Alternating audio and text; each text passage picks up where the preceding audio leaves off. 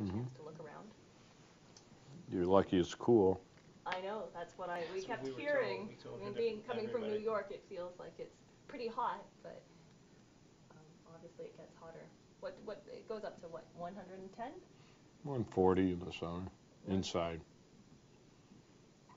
Inside air-conditioned buildings? No, in the tents. In 140. That's very hot. When it's hot outside, like 115, 120.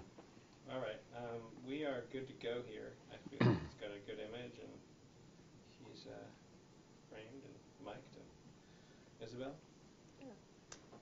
So, on immigration enforcement, how are you America's toughest sheriff? Actually, it's the world, because I have been interviewed by over 3,000 foreign, international television and magazines. And I say that because it shows the interest, not only in our country, but around the world that they have, maybe on the criminal justice system, maybe on my programs, maybe on the sheriff. I would like to take a little credit. It has to do with me, too. I am controversial. On the other hand, I've been in law enforcement 48 years, sheriff 17, police officer in Washington, D.C., Las Vegas, Nevada. Big career was with the U.S. Drug Enforcement Administration, 27 years. Yes. Speaking about the controversial, some of your controversial policies that have attracted a lot of press attention around the world, one of the things that we saw today when we were visiting Tent City was the pink underwear that all the male inmates wear.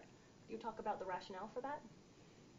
Yeah, but the reason I mentioned my background, because I did serve as regional director in Mexico, lived in Mexico City, had offices in Panama, Argentina, was a federal agent, the only one in Turkey, in the Middle East, head of DEA at Texas and Arizona, 3 different assignments. So I just bring that out because of illegal immigration problems.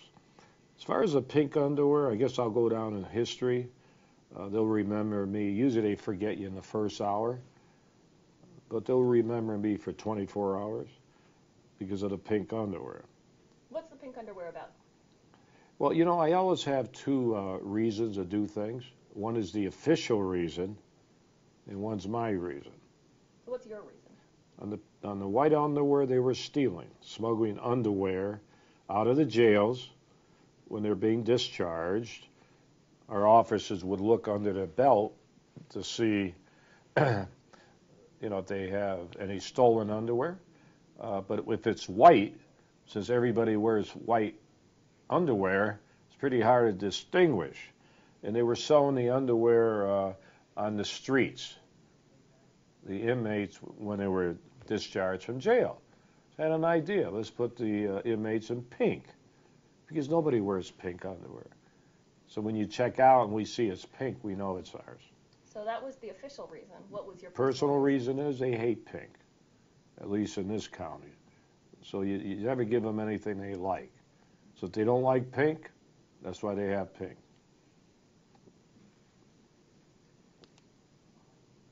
Coming back to the point you were talking about how many interviews you've done with international media. One thing that is quite interesting to me, I did an MA in communications, is to see how much media coverage you have gotten as the sheriff of a county in Arizona. And I'm just wondering, how do you think you managed to get out there? I mean, even there's a report that a left-wing group recently put out that actually documented that you'd appeared on CNN something like 21 times I don't in the know last about year. that. Well, so you're certainly out there. I don't know about international media, but in the American media, you're really out there. You're a prominent spokesperson in the immigration debate. Why do you think that is? It's not only immigration. That happens to be the current situation. I've been in 2020, 60 Minutes, you name it, way before illegal immigration. To answer your question, I think it's a personal philosophy that I have. I'm the elected sheriff. I serve the 4 million people that live in this county, the largest, one of the largest in the country. I'm elected.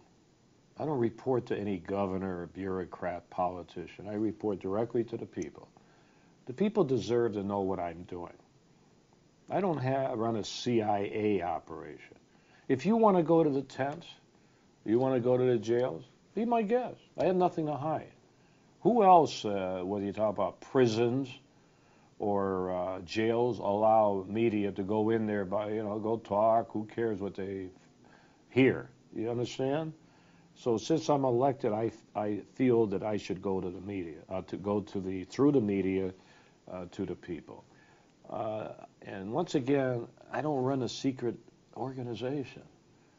When I get called a publicity hound, which I'm sure that you will ask me, and maybe you won't, but my answer to you will be, if you do ask me that, you called me.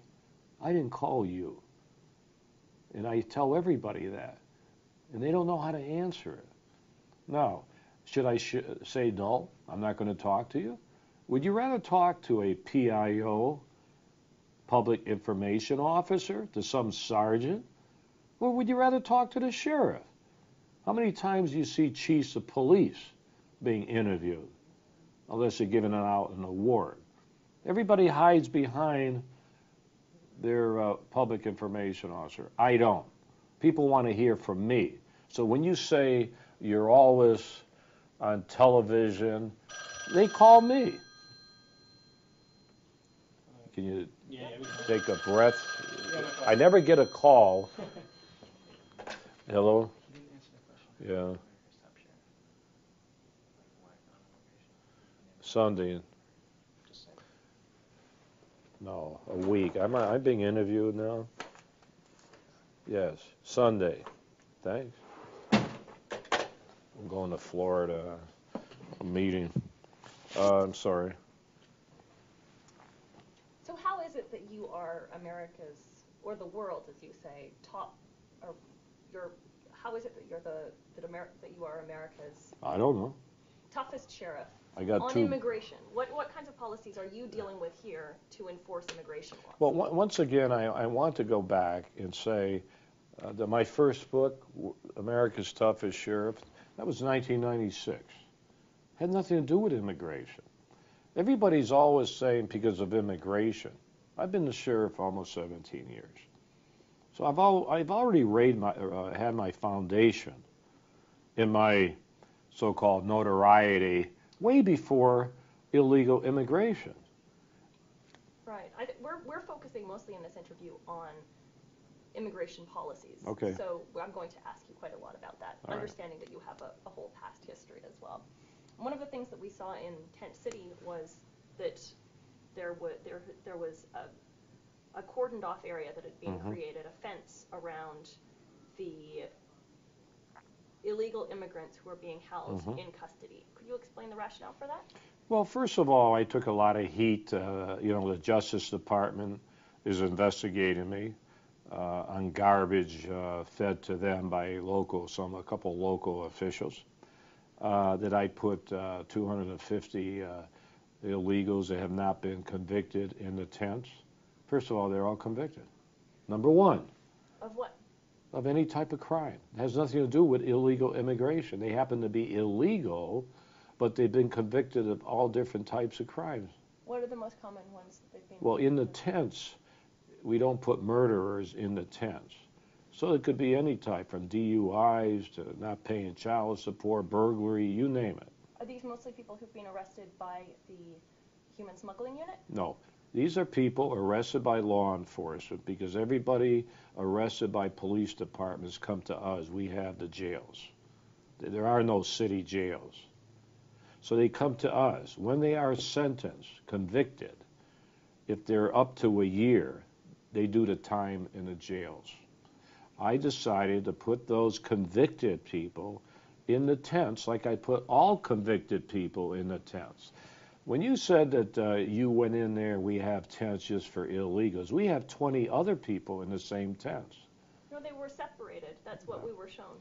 They were the people with I ice know. holds on them, and they were separated in a separate. But there are others in that same tent that are not illegals.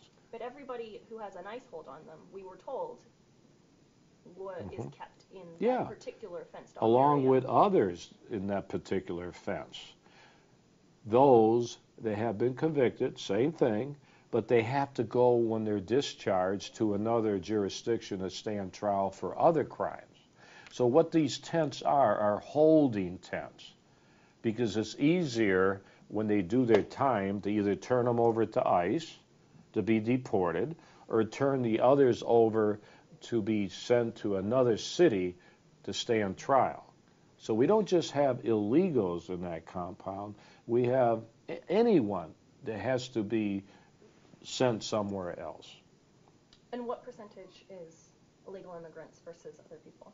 Well, there's a high percentage of illegals. So mostly?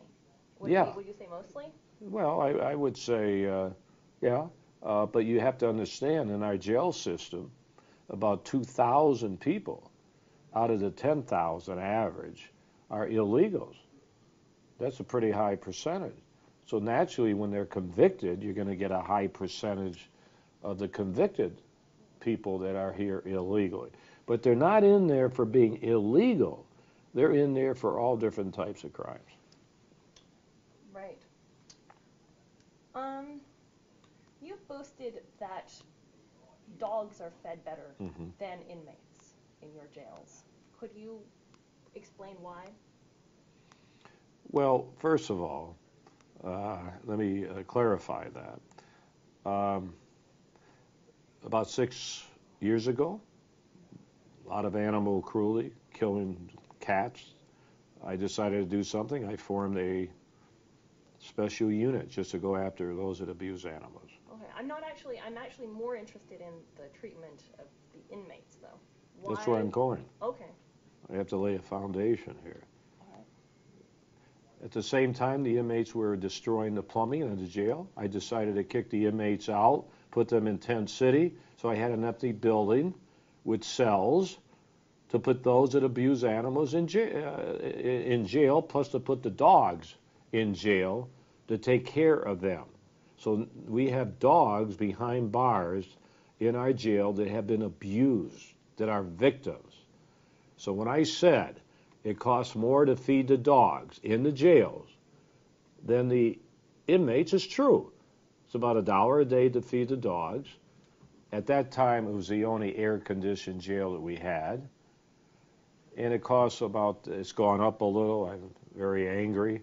Our meals have gone up to probably 60 cents a day. So it does cost more to feed the dogs. It's about $1 a day to feed the dogs. It's about 60 cents a day to feed the inmates. And they still get their 2,500 calories. Just today, I gave them a birthday gift. It's my birthday. And I fed them liver and onions, 5,000 pounds of liver. See, we get donated food.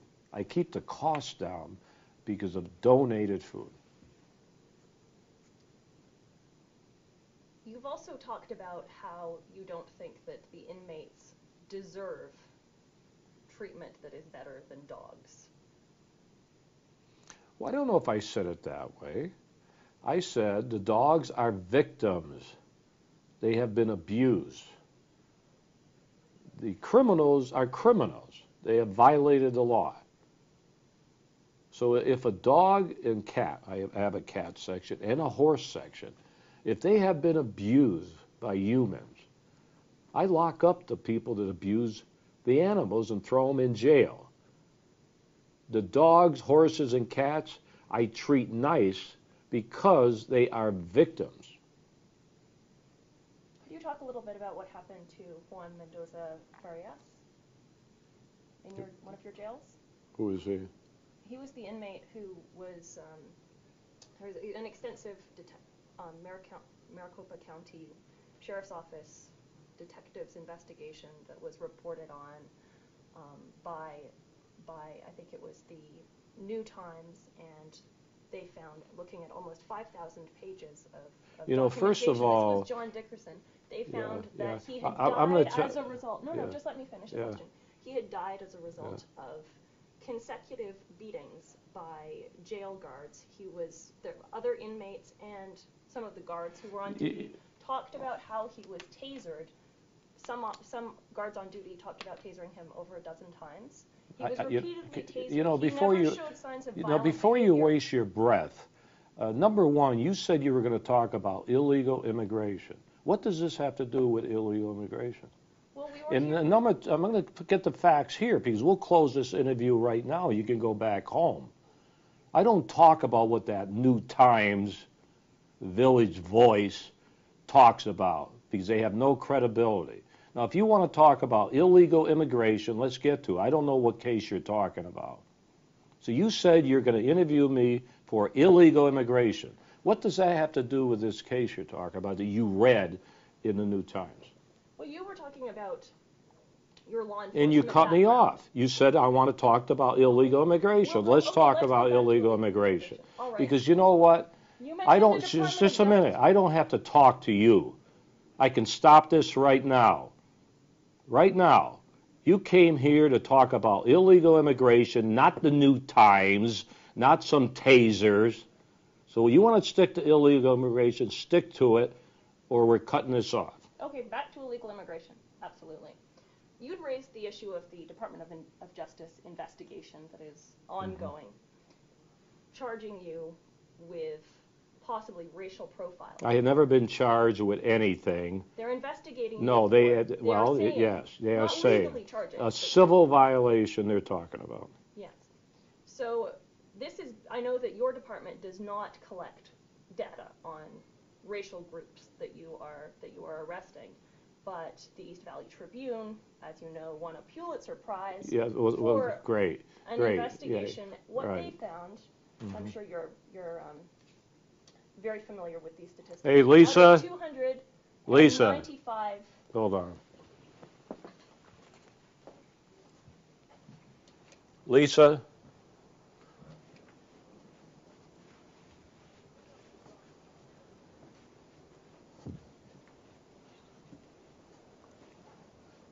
What is it? Where's Lisa? These people. Okay, 1 second. Hey, let me let you get going. I gotta talk to the sheriff. Bye-bye, bye-bye. All right. What did I hit? Wait a minute. Did you a hit piece on yours? It's all the new. It wasn't what they said they were. I'm gonna kick them out. Okay. It's a New York. Manhattan thing? Where's Lisa? I don't know. This is Doug. Hey, not too bad.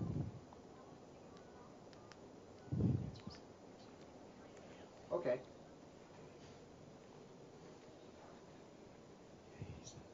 Okay, sounds good.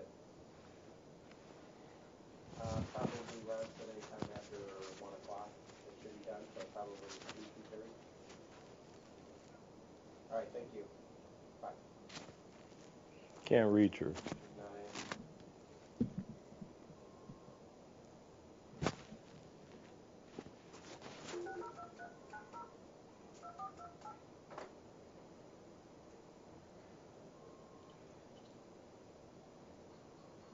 Come on in this office. Okay. He doesn't answer.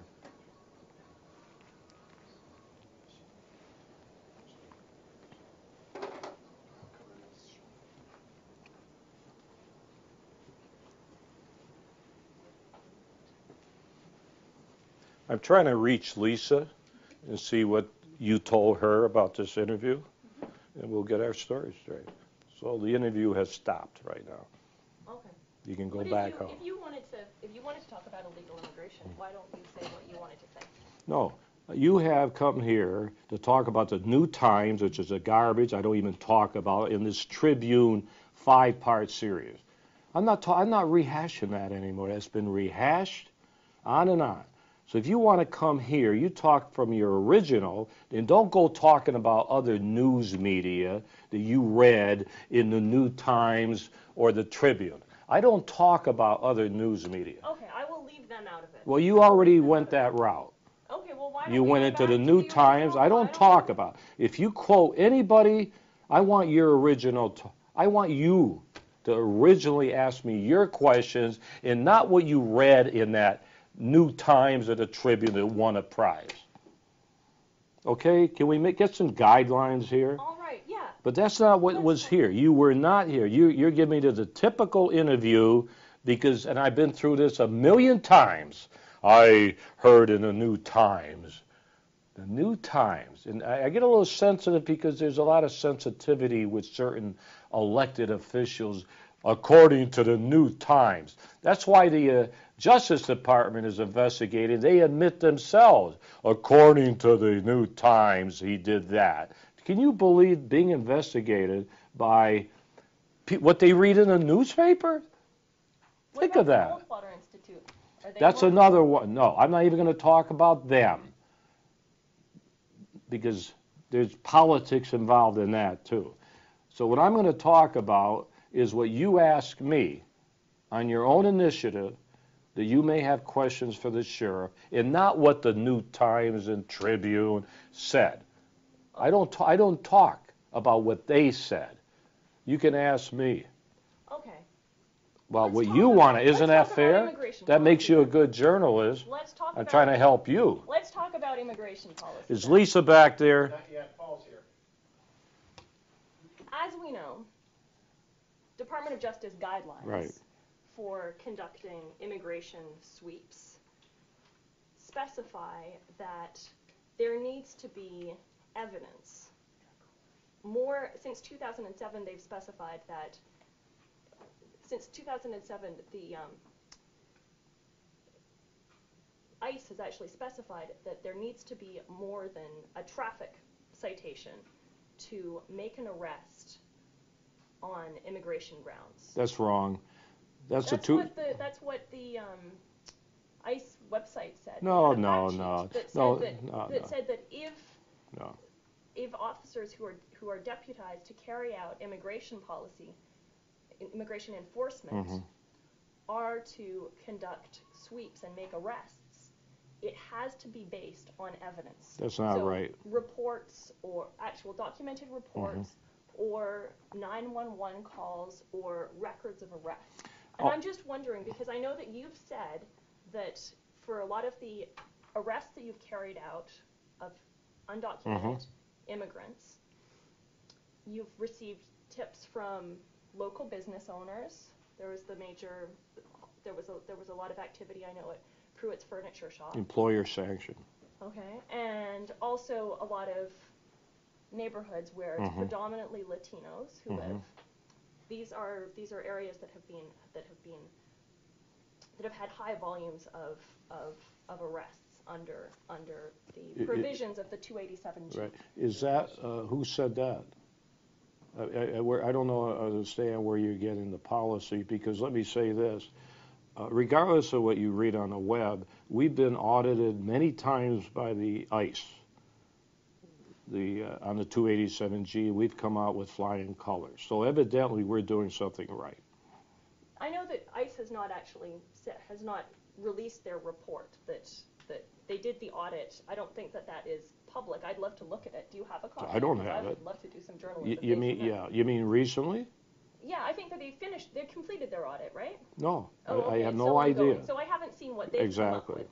But there is an expectation that if you are going to carry out this 287G policy and you have the deputies who are enforcing immigration law, you need to have evidence that there are crimes being carried out in the areas that you're targeting, and that the arrests are as a result of crimes. And I'm just wondering, what is the basis that you are making these arrests? Well, we made over 1,600 on human smuggling cases. And what A were state most law. What were most people convicted of? The class 4 felony of human smuggling, including the co-conspirators that happen to be in the car that have been smuggled in. That's been the But controversy. that's the majority of them are people who've been arrested for paying to be smuggled. Yeah. So they're very low Co-conspirator. profile, right? Which stands in contrast to some of the other 287G enforcement that has gone on in the country, where local law enforcement has Yeah. participated in ICE Yeah. enforcement, in ICE investigations, rather than spearheading these raids themselves. I don't know if you call low profile when it's a class 4 felony, a very serious crime. In fact, you can't even get out on bond. So if you want to call these co-conspirators low profile, okay. But we've had 90% conviction rate. Now that's the human smuggling state law. To get back to your point about the 287G about traffic violations, we are deputy sheriffs. We have the authority to enforce the traffic laws, whether it's a cracked windshield or not. We do it every day to everybody. If pursuing to our stop, we have also the training to determine whether they are illegal. As far as going into Hispanic neighborhoods, that's not true either. We go into all the neighborhoods to enforce the crime, the laws, plus the illegal immigration, pursuing to those crimes. So we're everywhere. We don't call them sweeps like you did.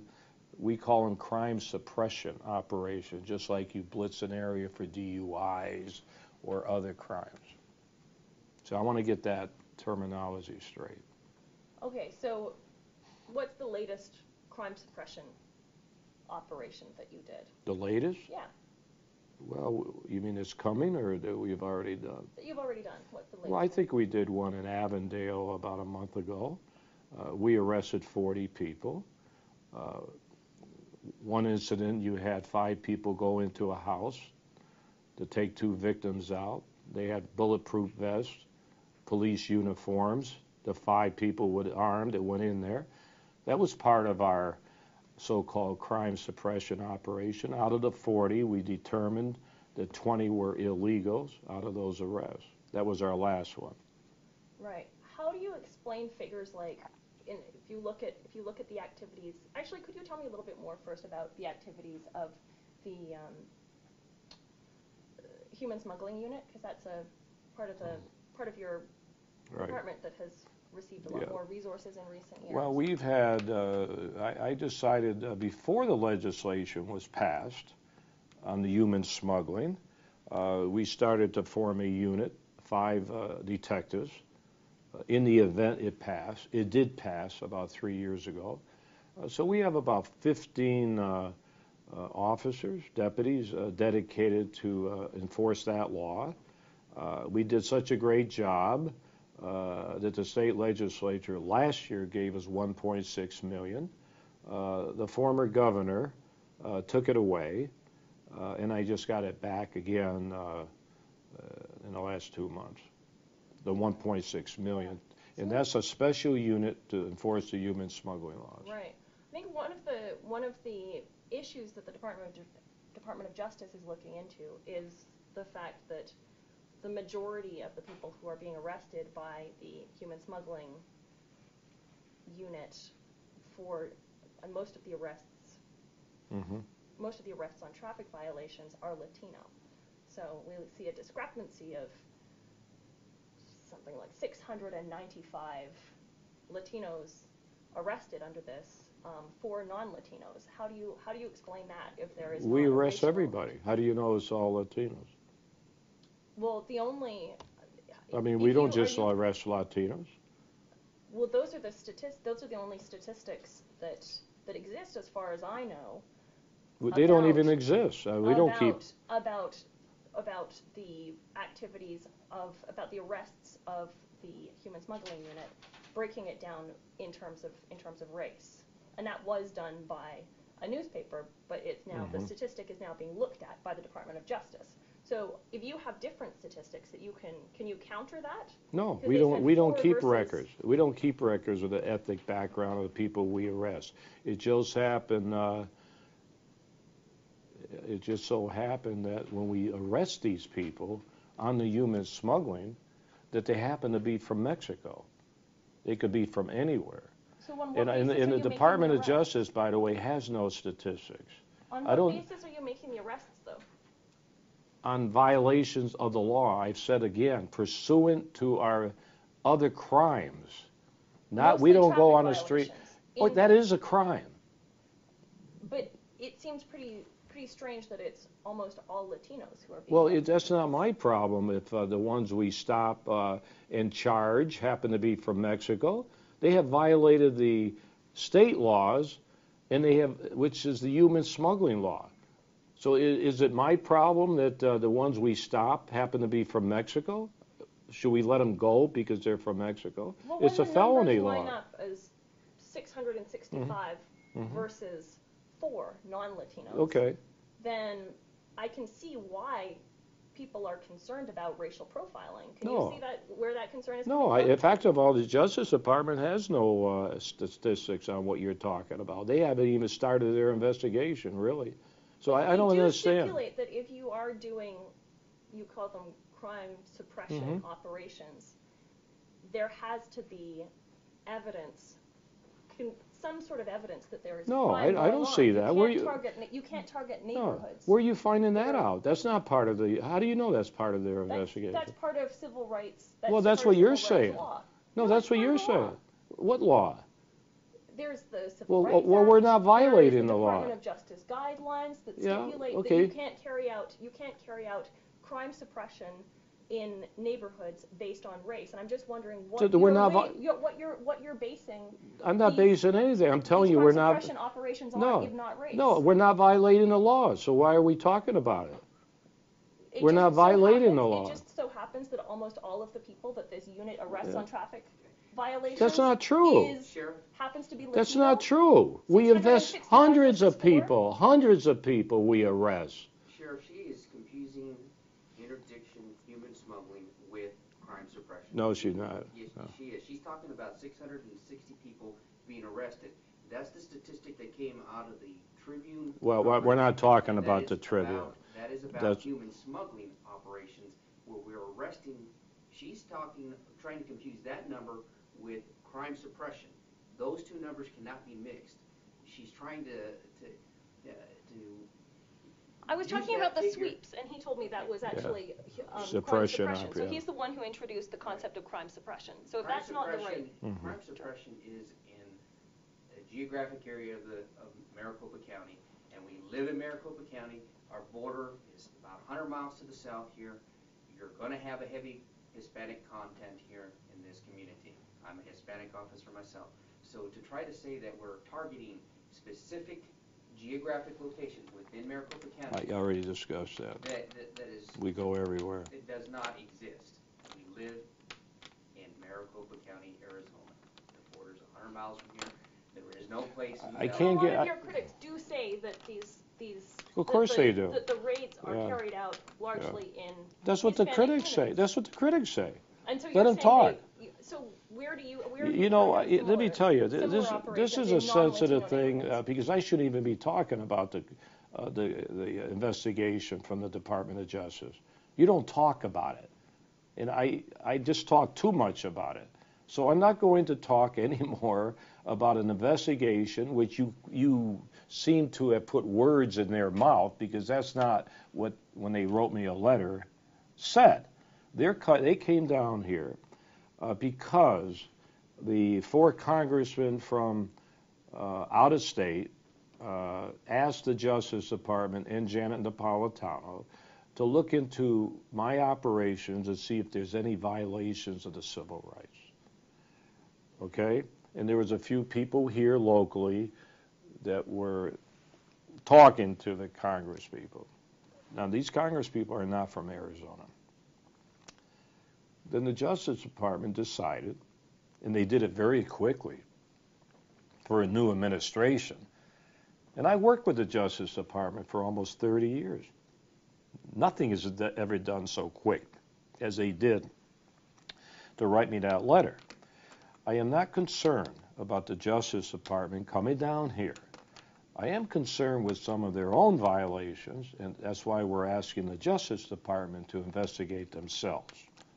That's another issue, but it all has to do with that letter. And I'm going to say it again. There's nothing in that letter that has come forward that you're talking about other than some critics, other than what you read in the New York Times editorial board or for some other newspapers. So I can answer some questions about the mechanics to the best of my knowledge, but I'm not going to talk about a civil rights so-called investigation by the Justice Department. Just so that we can put to rest what you're saying, that the East Valley Tribune report is not something we should look at as credible evidence. I didn't say that, but I'm not going to talk about what you read in another newspaper, and I'm not going to do that. Could you? Yeah, I'm just wondering if you could. Even though they won the prize, like you said they did. I'm just wondering if you could clarify, though. They say that their report was based on Freedom of Information requests. And they to your came here. office. They came And here. so did they? Yeah. So it's based on the statistics that you gave to them, and then they broke it down, looking at who the arrests were. They broke it down in terms of who was Latino, who wasn't. I'm just wondering, are you saying that they misrepresented your I'm saying findings? 'Cause again, the source is actually your department, right? once you're That's where going they- back to the New Times, on the New Times and the Tribune, I'm not going to talk about how they did their investigations, how they got their statistics, if they twisted statistics. I'm not going to talk about it. Okay. You ask me what you want to ask me.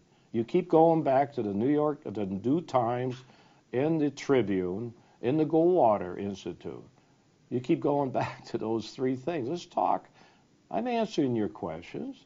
And you're talking again about the Justice Department, which everybody, if I had lawyers in here, they say, shut your mouth, Sheriff, you don't talk about it, or you should not. They can't tell me what to do. So I am trying to answer some questions within the framework to help you out and give you a little idea how we're operating this illegal immigration. I'm willing to do that, and I do it hundreds and hundreds of times. I never have any problems with the reporters. Okay. So I'm not trying to criticize you. I'm just trying to give you some. Okay. I try to give you some guidelines. At least give me the parameter, if you don't mind. Yeah. Tell me about how I know that day laborers have been a big issue Right. here in Maricopa Yes. County. Right. Could you tell me a little bit about how you have approached day laborers? First of all, we do not go on the street corner and arrest people because they look like they're from another country. And since we're so close to the border, we'll have to say Mexico or Central America. Now, if there's a crime committed, some type of crime, then we will pursue it because we have 160 officers trained by the United States government, ICE, to perform those duties. And we also have the state laws. For example, the employer sanction, where we go into businesses and to see if we can connect the employer knowingly hiring the illegals. It's a civil law. We haven't been too successful. However, we did go into 18 different businesses, and even though we can't tie up the employer, out of almost 300 arrests, 190 of those people arrested were phony identification theft. So that's a felony too. So we enforce that law. And they're all illegals too, by the way. So sorry, how many people were arrested? In the employer sanction, that's a different operation. Yeah.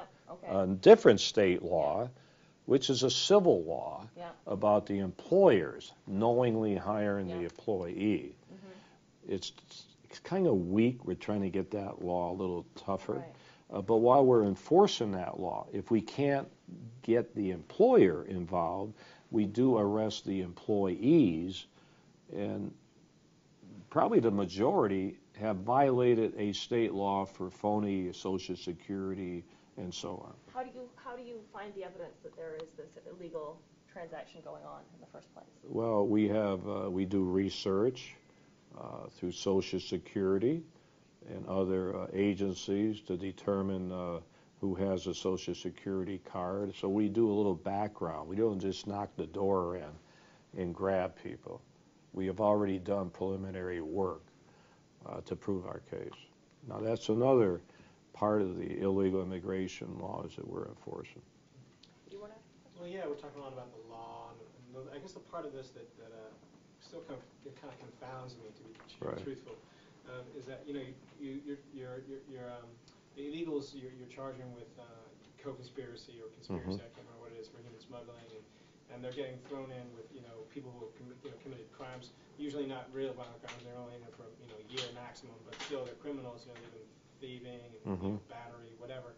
So there's this way that, in some sense, you're lumping in people who are crossing the border to get work and be with their families with people that are committing crimes. And to me, I mean, I know plenty, I've met plenty of illegal immigrants, and most of the ones that I know are really hardworking, law-abiding people. They're not, I mean, they're good-hearted, hardworking, you know, honest people, and they're getting lumped in with these people who are criminals, real criminals actually, who pose a threat to, who really actually pose a threat to society.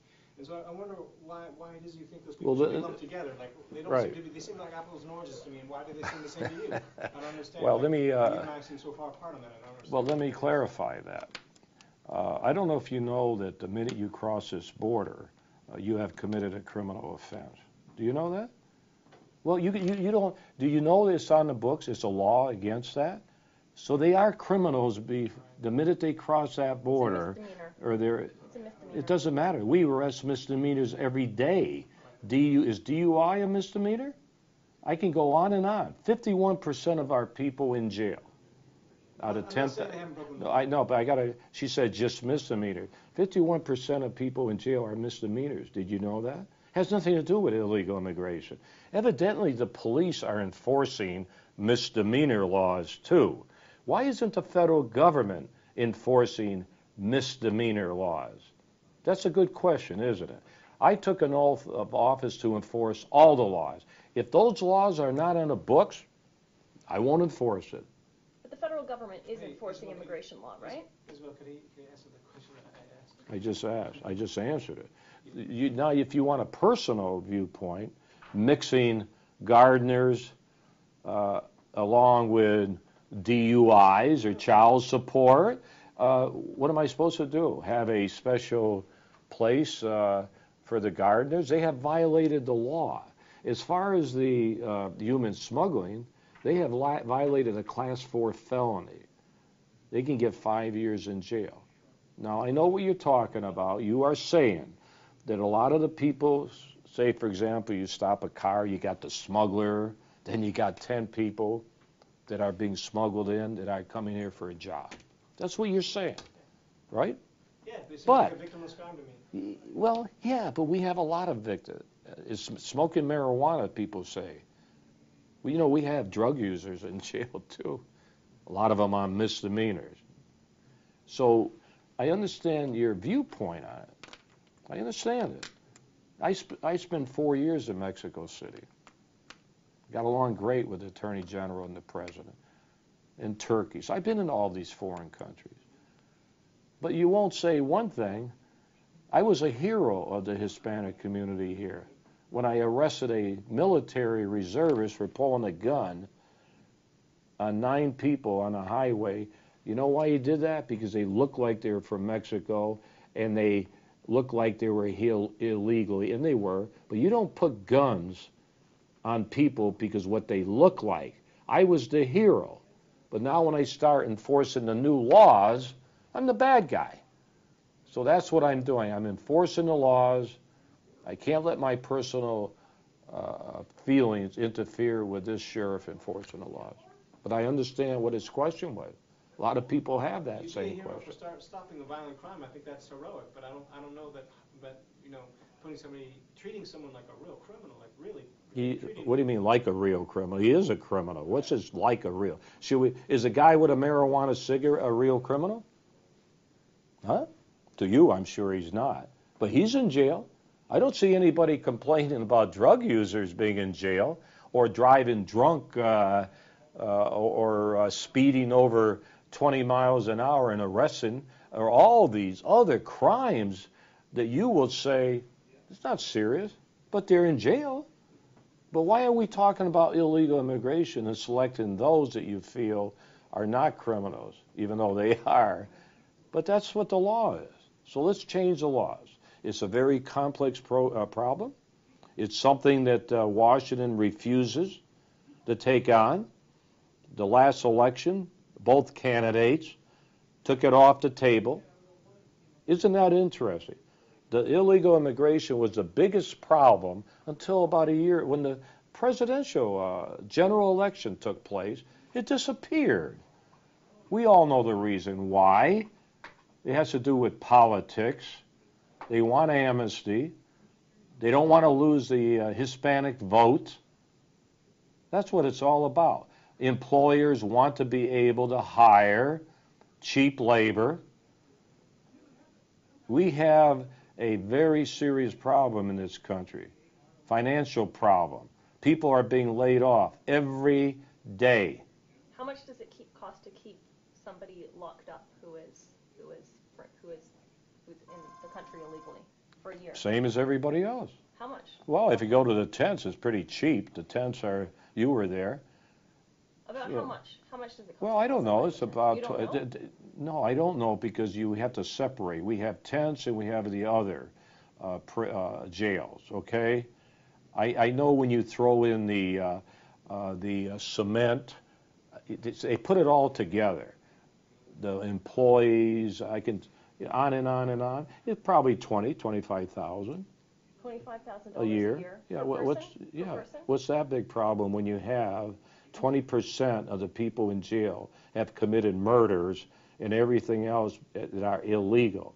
If those illegals never crossed the border, we would not have 100 people in jail today for killing people, including cops, if they weren't here. So that's why we have to stop this illegal immigration problem. How many illegal immigrants have you convicted of murder in the last year? I don't convict anybody. I just run the hotel. How many murderers have been Well, I would. illegal have you found? I don't. Not that I found. I'm talking. I don't make all the arrests in this county. I run the jails and everybody. The police departments put them in our jail. But my gut feeling would be at least 99%. I don't see many murderers going free. No, I mean, what I'm saying is how many of the illegal immigrants that you catch turn out to be murderers? I just said we have 100 today illegals in the jail for murder. I just gave you the figure, 100. Okay, and how many illegal immigrants do you have in the jails again? We have about 20%, And your general prison population is? almost 10,000. That's 20%, that's 2,000. Illegals for other crimes, the majority are other crimes. So you have 100 illegal immigrants who committed murder.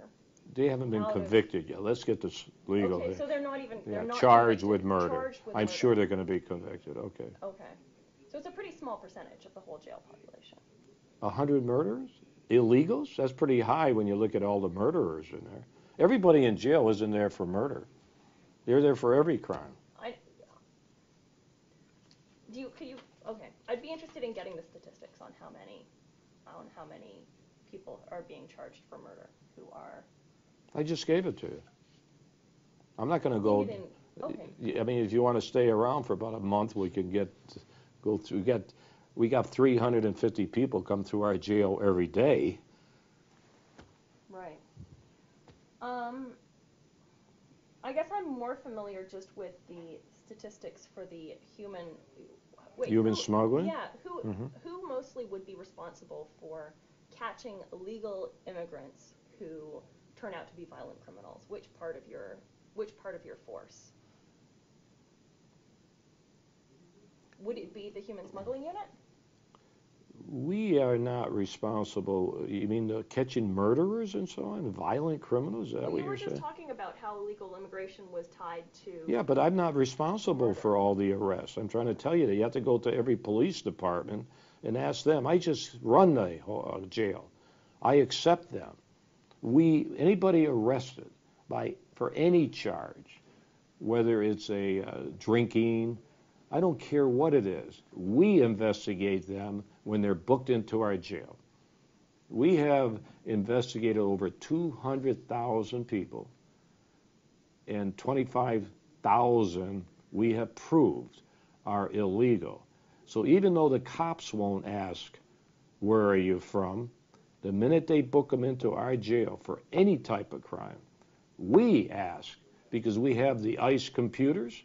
We have our officers trained for 5 weeks of intensive training. So I think that's one reason violent crime and other crimes have gone down, as they say, if you want to read all the statistics. I'm not a big statistic guy. And they keep saying crime has gone down in all these cities. I would like to think maybe one reason is because when you take 25,000 people and they don't get out, they can't get out back on the street, some of those will reoffend. You do know that. There are people that are in prisons and jails that commit crimes when they're released or they're out on bond.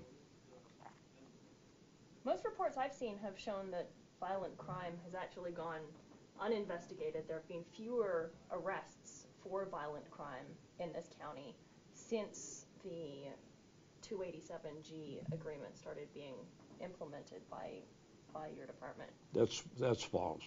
We have 15 detectives, just like we have 15 narcotic detectives. Their own mission is the human smuggling. We have narcotic detectives, larceny, arson. We do our job across the board. But is it true that there are people who've been pulled off of the regular patrols? That's not true. So you have the same number of regular patrols? Yes. What's happened to response times? They're great. What are the rates right now? We reduced it. I don't have the figures, but we try to stay around 5-6 minutes. Okay.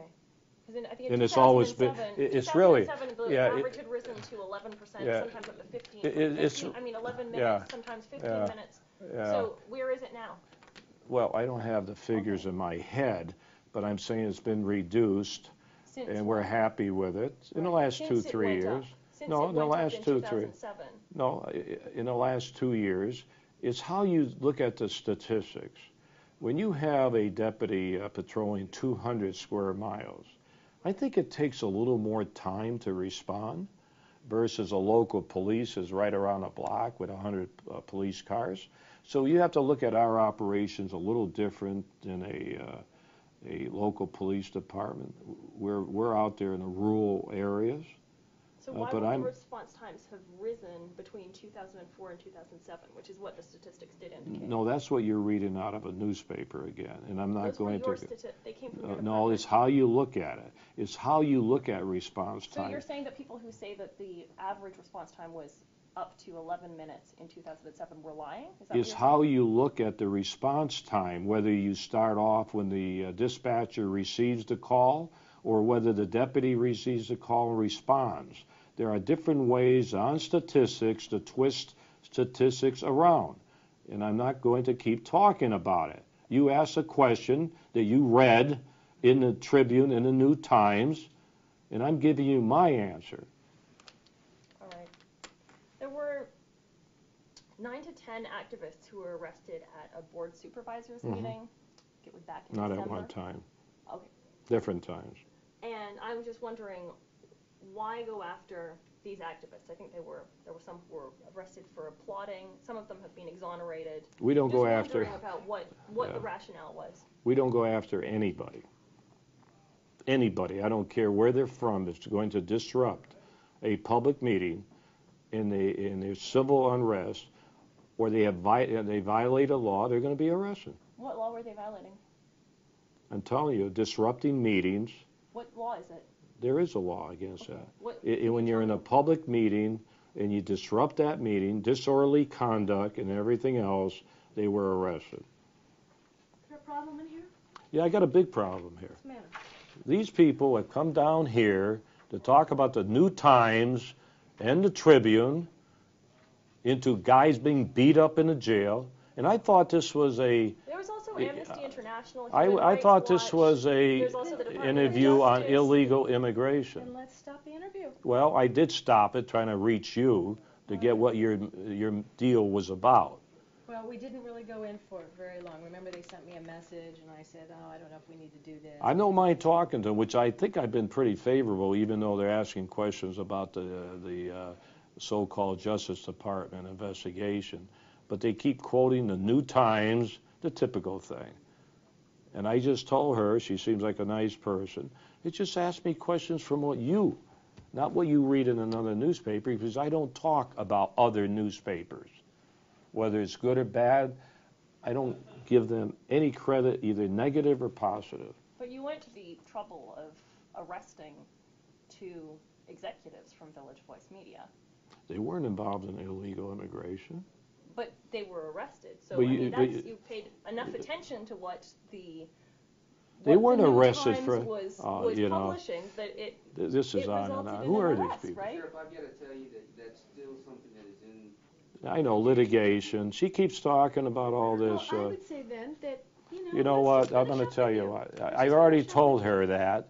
She's asking questions about, like you said, the Justice Department, litigation. She doesn't want to get up. Why did you arrest people in this board? So this is all, and I'm a very open guy. Didn't I start off in saying all the interviews I have? You can't say that this guy doesn't talk to the media, can you? Would you like a list of the thousands I've talked to? Well, what is the purpose of your visit here today? We know what it is. It's the Are you New representing Times. the Village Voice? Is that who you really represent? No, I was just trying to find out more about Sheriff Joe Arpaio and his policies, and this information is out there in the public domain, and I don't think that it makes sense. I give you a general. It makes sense to be, if you are going to do interviews, I think you need to be open to the facts that are widely available in the public domain. Really, why? Well, Why do I and have to think do that? We always I have guess you been. don't. Why? We always have been. Yeah. But, where there's cases in litigation, like the situation with the New Times that you're requesting about, it's not in our best interest. I'm sure our legal counsel would tell you it's not in our best interest to respond to those Probably things talk right too now much, do you, anyway? while we're That's in me. litigation with them. So what else do you not are you asking about that we shouldn't be talking about? Well, I told him the parameter. Well, are you came. done? Are we No, she finished? got angry because I started talking about the dogs in jail. She asked me why it costs more to feed the dogs. But then she said, this is an illegal immigration story. Oh, okay. I don't know why allegedly we beat up people in the jail, or the New Times, or statistics, response time, all this stuff. I don't know what this has to do with it.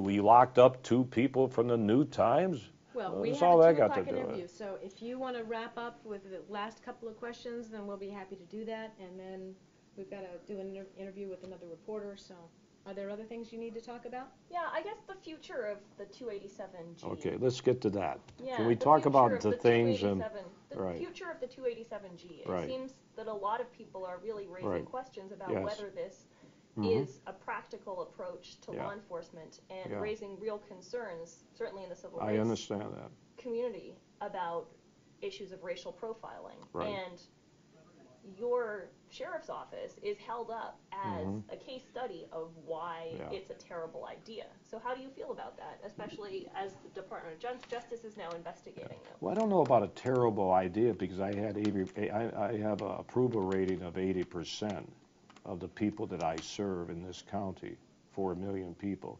So when you say everybody has a concern, who are they? A few groups, I guess the activist Department of groups? Justice- What is their concern? What is their concern?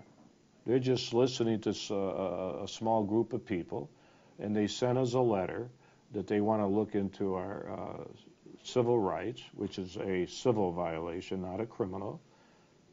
And okay, let them do it. I'm not worried about it.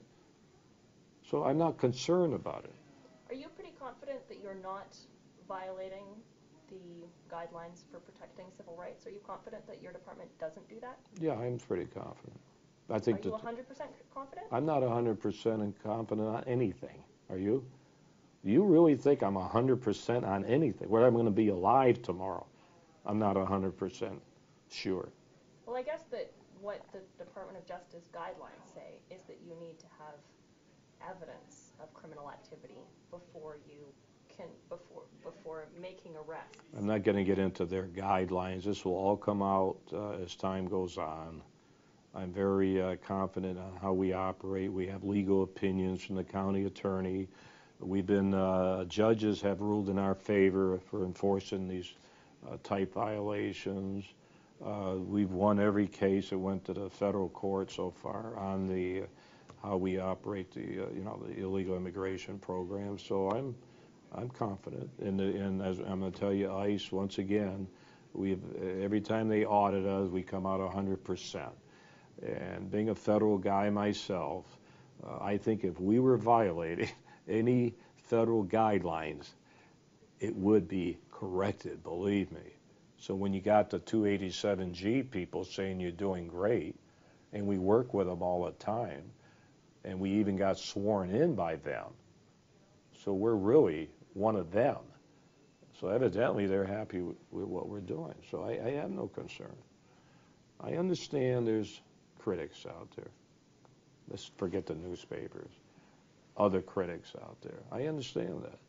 But that's going to happen. This is a volatile situation, the illegal immigration.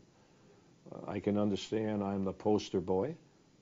As you said, we have more officers trained than anybody else in the United States, 160. I'm very active in this type of program. And when you're active and you enforce the laws, and there's resentment from certain groups that Congress really isn't doing anything to solve the so-called comprehensive, I hate that word, comprehensive, I'm so tired of hearing the word, secure the borders, boots on the ground, transparency. You see, I don't have a computer, so I can't find out what all these words mean. I have my old typewriter here. So you have all these cliches, all political cliches. Secure, secure the border. I don't know what that means. I mean, I spent 14 years at the border on both sides. I'm one elected guy that knows where Mexico is. At least you asked me a few questions. You were nice enough to ask my opinion. I appreciate that. But nobody else asked my opinion. Isn't that interesting? Where's all the politicians knocking on my door? Forget the 17 years as sheriff, but what about all my experience with the United States Justice Department at the Mexican-U.S. border? Why isn't anybody asking me? All they do is get the heat, people marching around, call me everything in the book. I'm just trying to do my job, enforce the laws, and maybe, just maybe, I have stimulated some interest in the United States that maybe something good will come out of this controversy, some negative remarks against me. Maybe somebody will do something about it and get this problem resolved. Everybody's talking now about the killing at the Holocaust Museum, and I'm not going to lump in. I think a lot of this people- mayor? Yeah, in the wake of Bill Gordon's comments, Oh, there's. well, at least you're putting reading that it, aside, too. I think we know that there are problems of hateful Racism. groups and racism. Boy, they sure are. They're sure coming after me from every direction. Yeah. Nobody talks about that for years. And I'm just wondering, how do you see a danger in the approach that you are taking to immigrants and forcing, and I guess, yeah. Does it stoke anti-immigrant? Yeah. And I mean, and it's not just the Holocaust Museum. I mean, we could think of Robert Cotton, who was murdered last abortion. May 1st, 2008. Oh, that's... He was by the Aryan Brotherhood in one of your jails, and for 20 minutes there was footage. One of him inmate being, against... him being beaten by the Aryan Brotherhood, a gang that I suppose there are members of in. Yeah, there's some racial tension in the jails, the blacks against the Hispanics. But we control that situation. We do pretty good. He was murdered, right? Yeah, by another inmate, right? There's racial animosity in the country. And I think the question is whether or not that sort of rhetoric and policies that are enacted here kind of inflame some of that. I don't know. I do know on the other side of the fence that for the last 3 years, small groups like Acorn and others have been marching up and down the streets with banners and the piñata, cutting my head off and showing it to the kids. That's on that side against me. And I've been going through this for 3 years, personally. But I understand this is part of the job. And I'm not going to stop. I will not be deterred.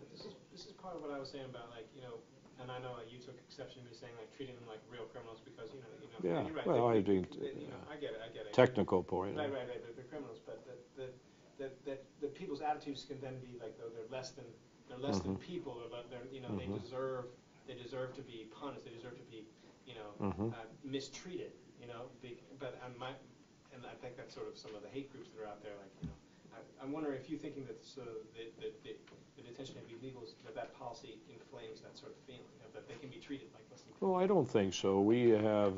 This is an illegal immigration story per her email. Okay? So you know, that's her email. They were there here to do an immigration story. And Public access. nothing else was discussed, right? In our email. That's what you told me. Well, I know that, but we sure went to other things. So, But anyway, we're back on the illegal immigration. Yeah. You can edit all that other Right, stuff right. But out. do you think that stokes? I mean, do you think these policies that you're enacting sort of inflame that kind of? I think a small group of people are making a big issue of it. And the bottom line is they just don't like me enforcing the illegal immigration laws. It has to do with politics, the vote, as I mentioned, employers hiring people cheap. When you can't find anything else, they usually throw in the racist. That's become a little more of conversation in the past couple of years. But I'm not concerned. I'm not a racist. I'm not going to get into my personal background of my grandkids of all different ethnic backgrounds. But this is what they do. And they call me a racist, and they're calling me every name. Mussolini, I'm Italian. Mother and father came here from Italy. And they call me every name in the book. And it makes me sad, especially when they have these demonstrations and the piñata where they have you heard of piñata? I know what a piñata is. They cut my head off and show it to all the kids. And here I'm the chief law enforcement officer in uniform. That's sad. The new Supreme Court justice I just read, they did something, cut her in a cartoon, never mind. And boy, they really defended her on that. But where is everybody defending me on all this racial stuff they're throwing at me? I've never had security in my 17 years. Now I have a security because of threats I'm getting, but it's not going to stop me. But you're not vulnerable in the same way that poor illegal immigrants are. You're not vulnerable nearly in the same way, right? These people are really vulnerable. And I am too. They sure know how to pop the sheriff.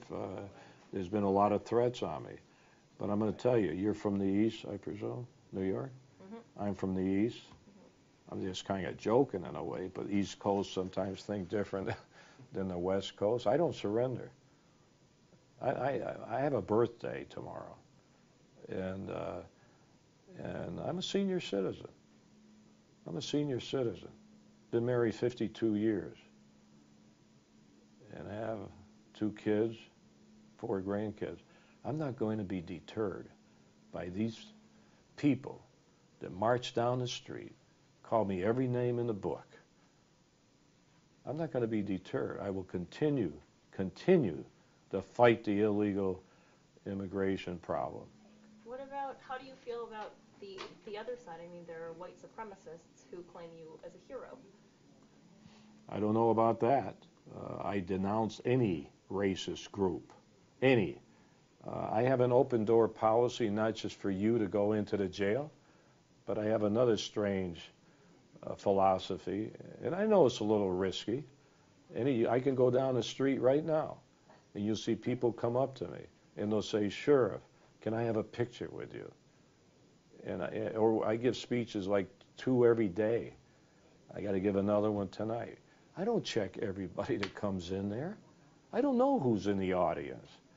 And they all come up to me, "Can I have your picture?"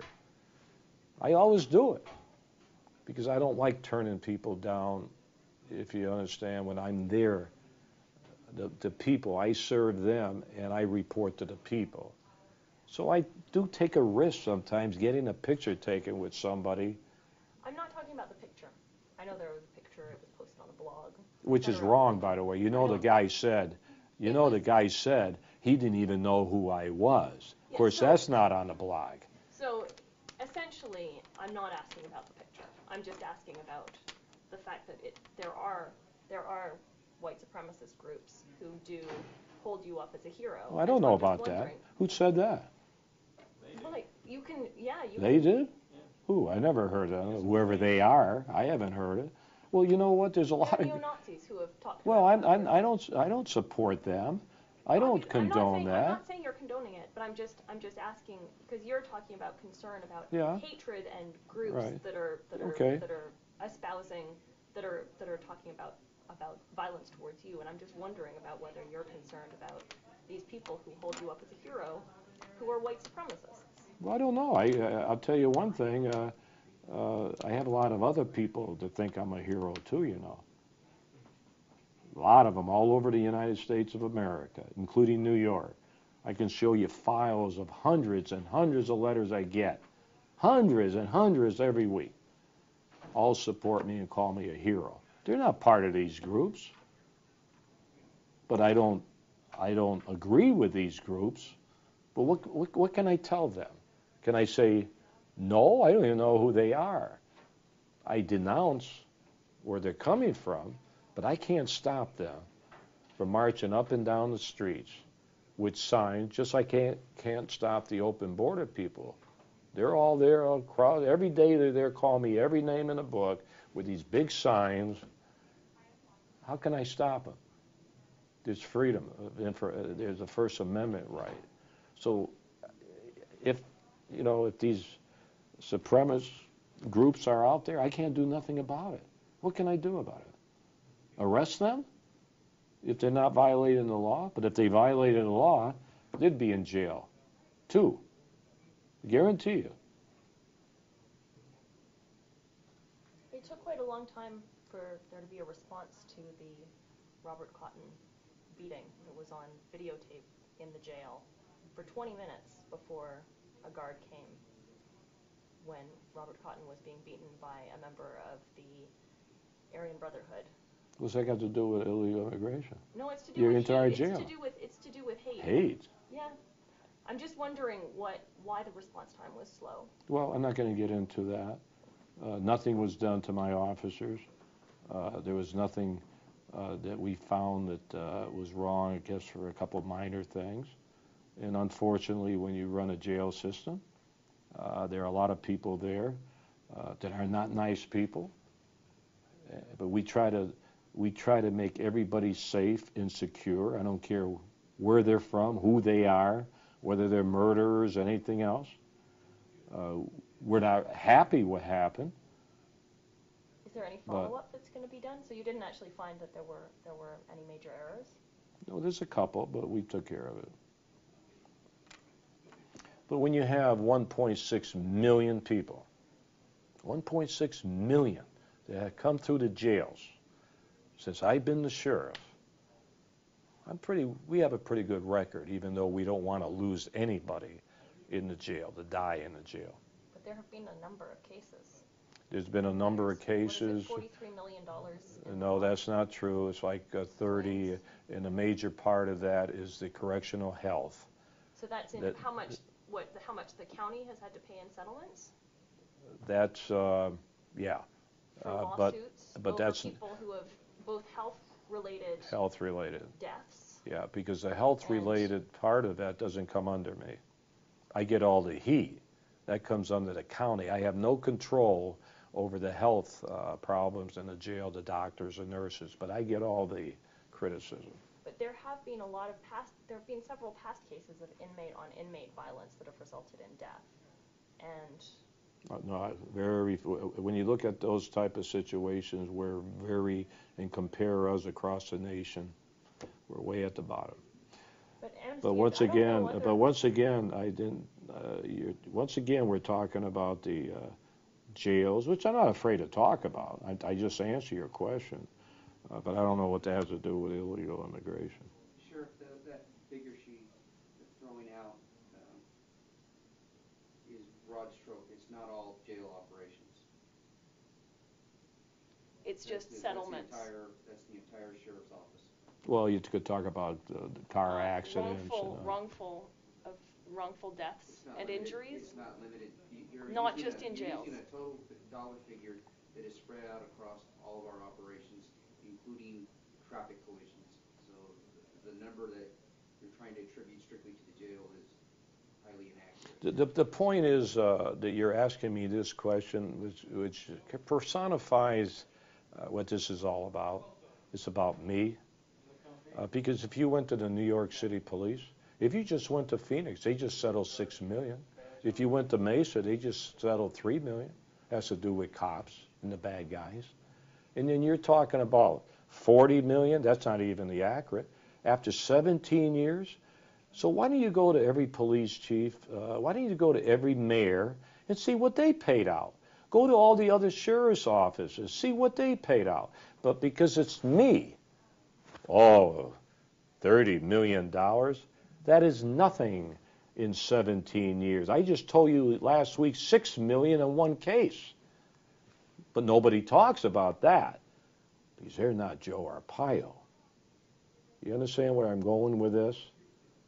I wish you would do a study. If you want to hit me, why don't you go and get the other balance? Why don't you go to other police departments and see what they pay out?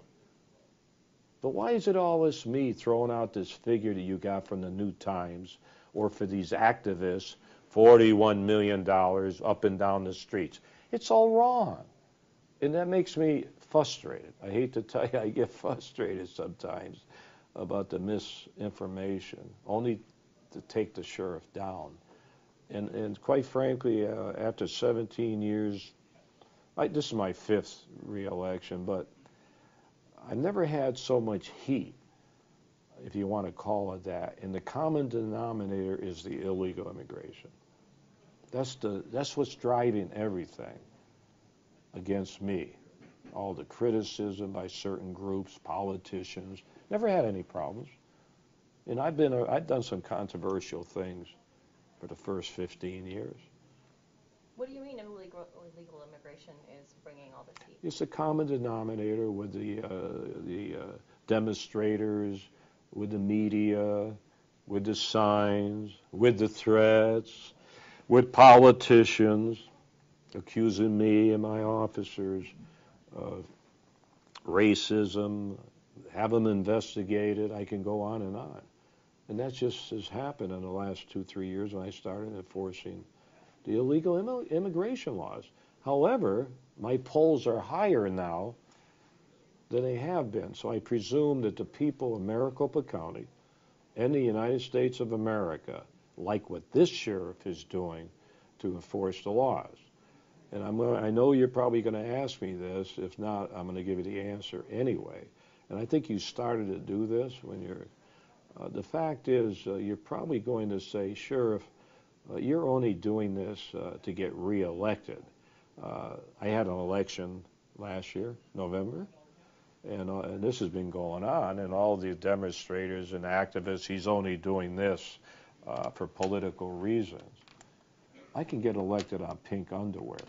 I don't need the illegal immigration to get reelected. Believe me, I don't need that. I've done it 5 times. So why do you take it on? You know why? Let me tell you, I'm going to answer the question that you have.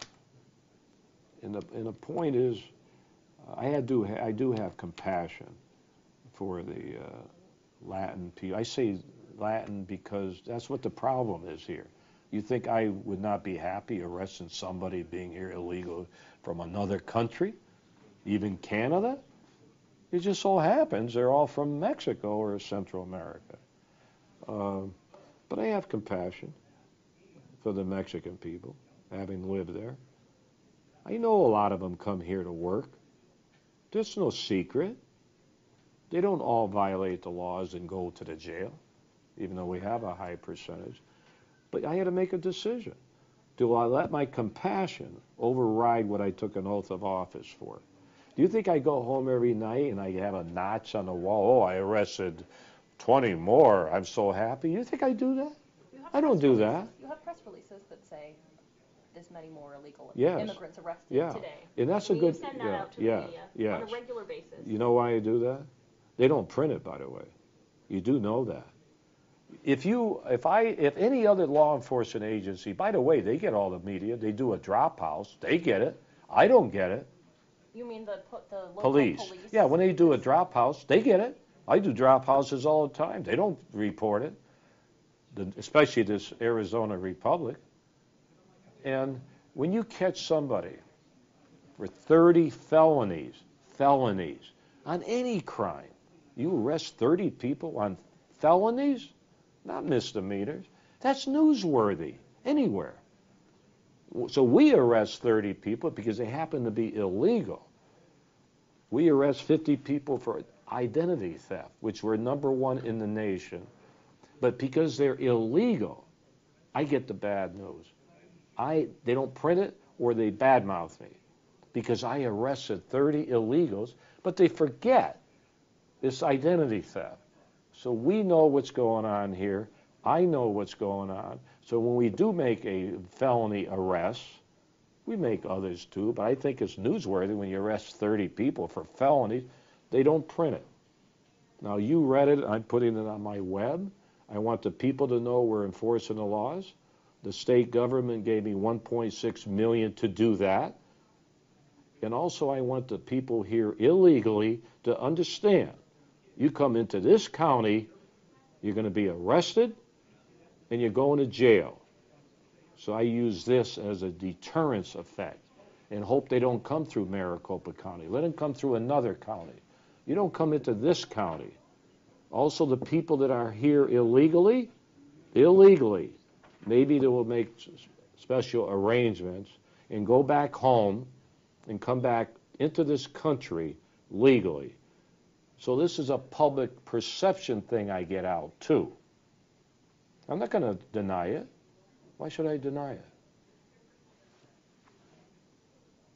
So you talked about media outlets that have been critical of you. You must have journalists who you like working with and good rapport with. I mean, at least Lee Dobbs, who have sort of helped get out this message, right? Well, I've been on, you talk about national, I thought you meant locally, but national. Both. Well, you're one of the few, I don't blame you. I know I got a little agitated when you quote other media. Now you're saying something nice about other media. But as I mentioned when we began this, I have an open door policy.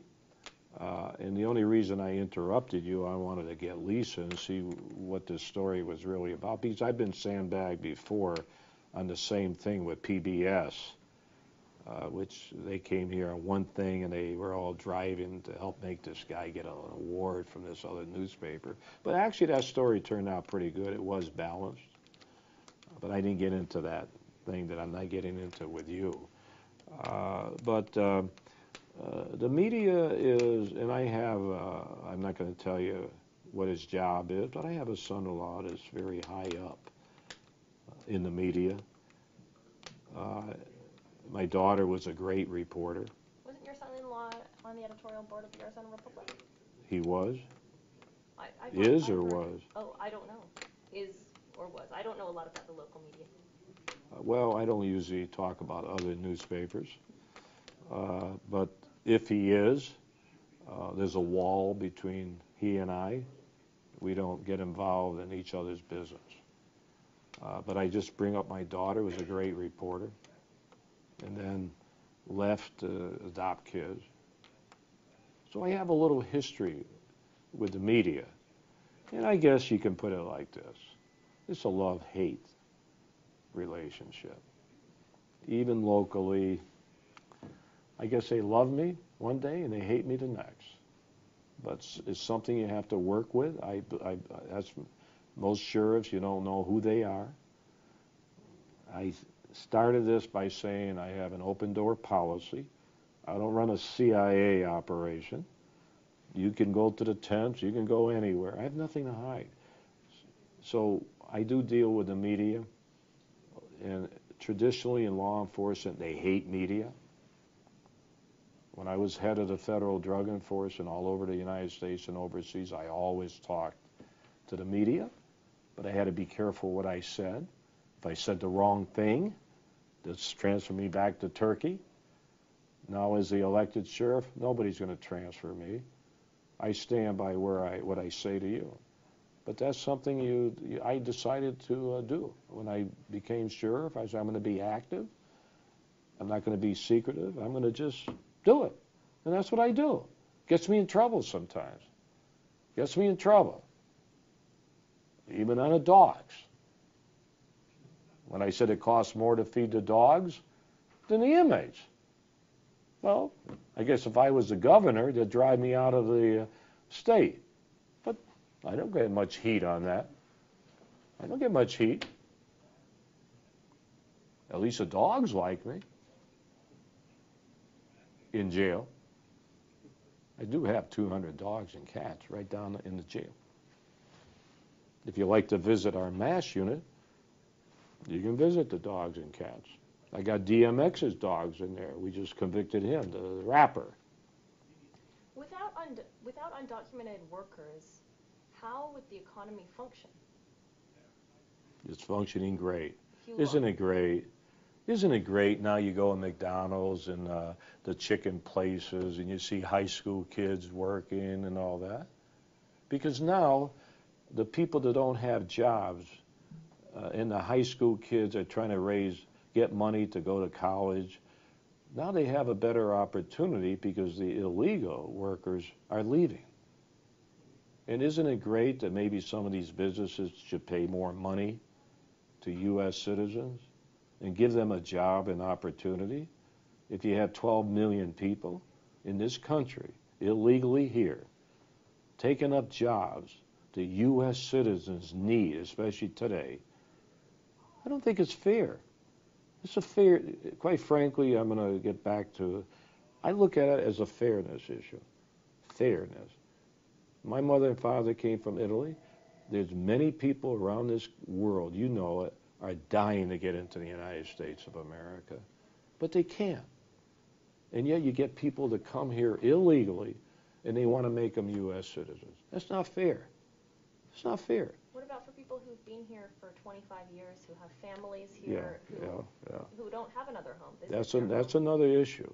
That's another issue. A lot of people without the documents are in that situation. Well, we don't come across that many. Most of our arrests is very, very few. Most of our arrests, they just came here illegally. They're working, they're trying to find a job, and that type of thing. But we haven't come across many that have been here for all that time. But when we do, we give it to the ICE, and then they make a decision what to do.